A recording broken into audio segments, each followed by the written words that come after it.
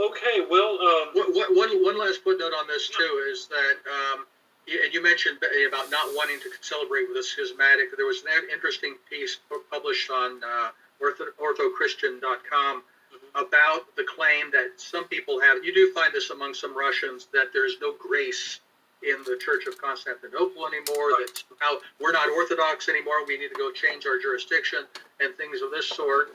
And I think the answer was really quite good. First off, it's not in the power of the Patriarch of Moscow or anybody else to declare Constantinople to be no longer Orthodox, or there's no grace in that church anymore. And indeed, they describe their own actions as simply one of essentially self-defense. If you have recognized schismatics within our jurisdiction, we have no choice but to break communion with you as a matter of self-defense and discipline. And this is unfortunate, but it's not as rare as maybe people think it is. And churches of Antioch and Jerusalem have been out of communion for the last couple of years over a few issues, especially the church in Qatar. And that was one of the encouraging things with having them get together in Crete recently. I hope that schism is on the verge of being healed as well. So, you mean Cyprus? I'm sorry. What did I say? It's Crete. Cyprus. Yeah. So I hope that schism is on the verge of being healed as well, because unfortunately these breaks in communion are part of how the church adjusts itself to these kind of disputes that do occur from time to time. On Twitter especially, I get into a lot of argument with Roman Catholics, especially sedevacantist Catholics, about, well, this is how things work out for you because you don't have a pope. Well, of course, the sedevacantists don't have a pope either. That's right. For the last few decades, so that's another story. But the fact is if you go looking all the way back into ancient times, throughout the entire history of the church, this is part of how the church managed its affairs to rein in aberrant actions by bishops or one of the other local churches, and to restore unity within the church. So I hope that's all it is, and I hope it's a much shorter duration than we had reason to fear. Well, let's hope you're right, because as somebody who's been active in evangelism and outreach, this is a bucket of ice water on our efforts.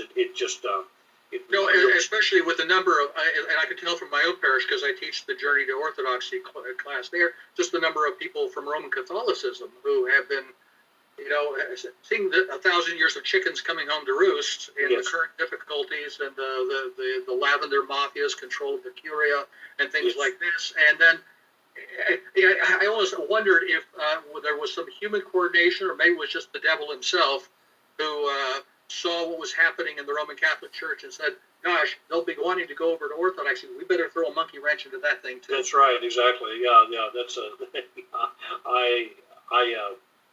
I totally see that. Well,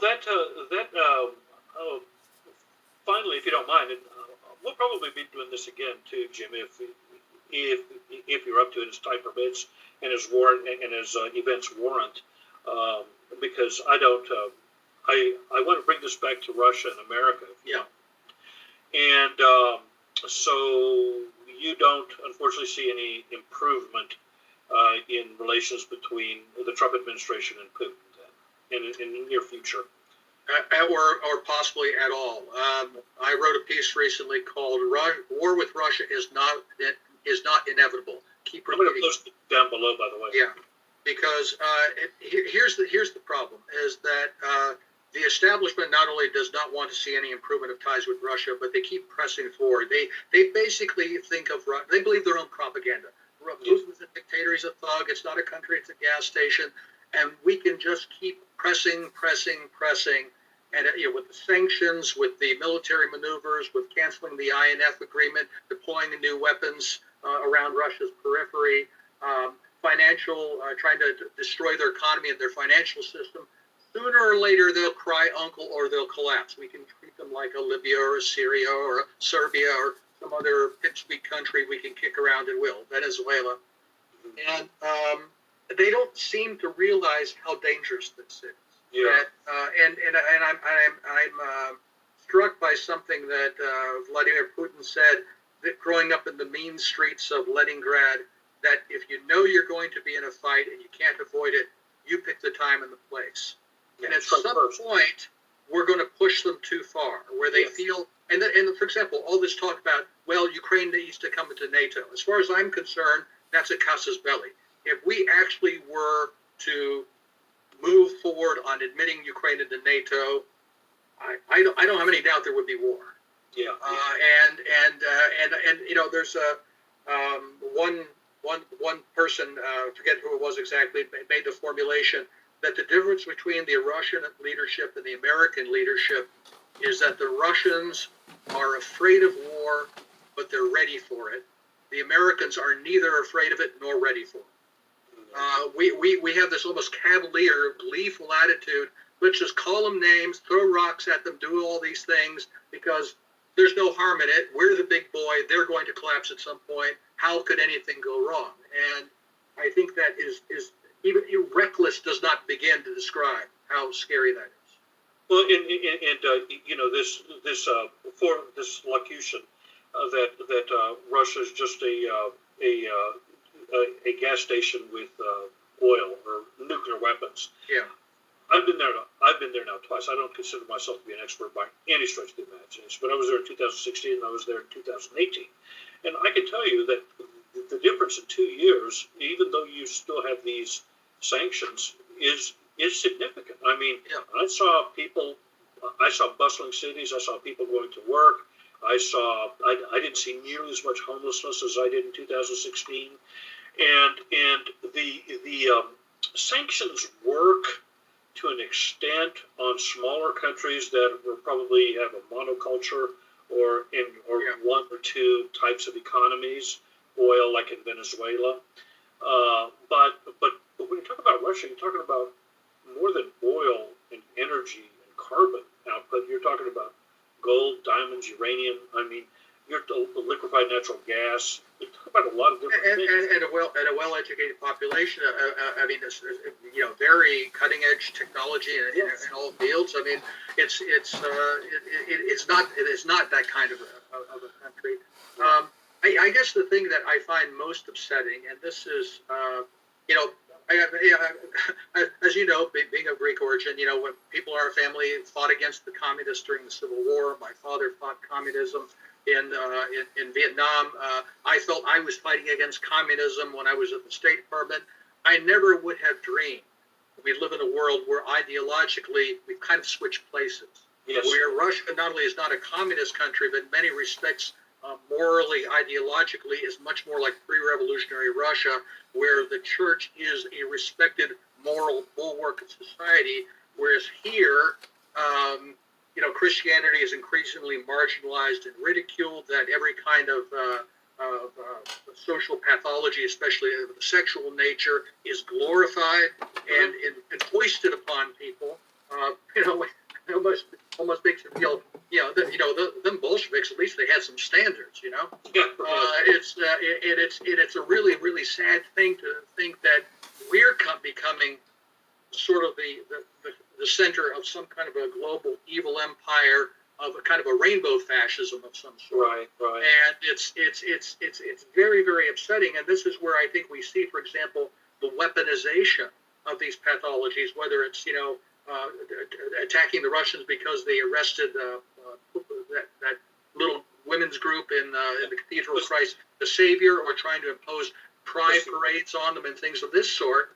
And this is the cutting edge of the ideological struggle coming from the United States and other Western countries against not only Russia, but against Ukraine and Greece and Serbia and the other Orthodox countries, which are still far more traditional socially in many ways than anything in the West. We are called the Empire of Chaos. Yeah. In other words, and it's not that we really believe in homosexuality per se, or transgenderism and all this. It's just that we just put it out there because it's like Darwinism. It's this universal acid that just erodes everything, and then allows our oligarchs to come in and pick up the pieces. Yeah, I think there's a lot of truth to that. Is that I don't know how we escape from that. I don't see, I know a lot of people, especially let's say soft-hearted, good-hearted Orthodox Christians, look at these kind of behaviors and their first thought is, well, we need to find a way that we can be gentle and loving toward people who have these tendencies, that we shouldn't be singling out some sins from other sins.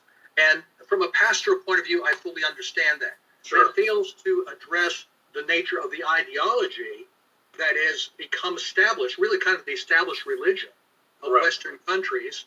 And I'm sad to say that's no less true in the Trump administration than it was in the previous administration. You see this, by the way, all over Eastern Europe with all these organizations that are funded by the U.S. government and by George Soros and his outfits, Sure. working hand in glove to basically promote every destructive social ideology you can think of. Right. Exactly. I'm glad you said that, and I know our time is coming up, but I do want to thank you again for taking the time out to Thank you, George. Richard Grinnell, who's the ambassador to Germany right now under the Trump administration, conservative Republican, openly homosexual, and in a homosexual marriage, so to speak. I always use scare quotes because I don't believe it. But he said something recently which was, I thought, very profound and very true. This Mayor Pete, whatever his name is, he's all of a sudden gotten on a high horse about his sexuality, and he's being very dogmatic about it. Shall we say? He's taken on Vice President Trump. He said, "You, sir, have a problem." Pence. Pence. I'm sorry, I can't remember what I said. Pence. And anyway, Grinnell wrote something the other day that I thought was a touche. I agreed with. He said, "Look, what we as homosexuals wanted, I'm not homosexual, but anyway, what we as homosexuals wanted was just equal rights. We wanted the right to be married. We wanted to be left alone, and we didn't care whether you, as a heterosexual couple, agreed with our lifestyle or not. We just wanted to be left alone." He said, now, and I'm paraphrasing, now we're turning the tables. Now we're going after people who don't agree with us, Yeah. And this shows a fascistic totalitarian impulse in liberalism, not just the LGBT thing. Yeah, absolutely. And I just can't help but think that the United States and the West in general, unless we discard it and find some way to discard it quick, it's gonna eat us alive.